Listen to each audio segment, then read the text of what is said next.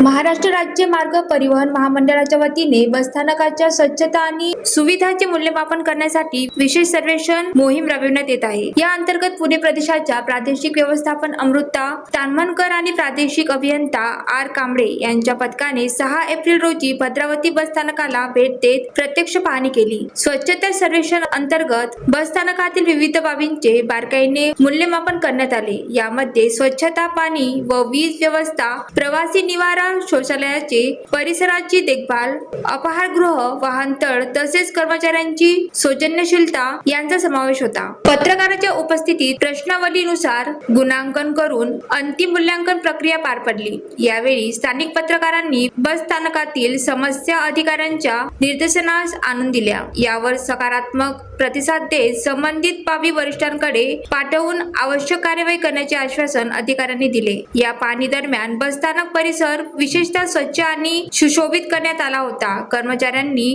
गणवेश परिधान करून सर्वेक्षणासाठी सज्जता दाखवली। मात्र ही स्वच्छता केवळ सर्वेक्षणापुरती मर्यादित न ठेवता सातत्याने राखावी अशी अपेक्षा प्रवाशांनी व्यक्त केली। स्वच्छता आणि सुविधा यांचा संगम साधत प्रवाशांना उत्तम अनुभव देण्यासाठी ही मोहीम ठरणार महत्त्वाची। ज्वालादीप न्यूज करिता सुनील देतावार, भद्रावती।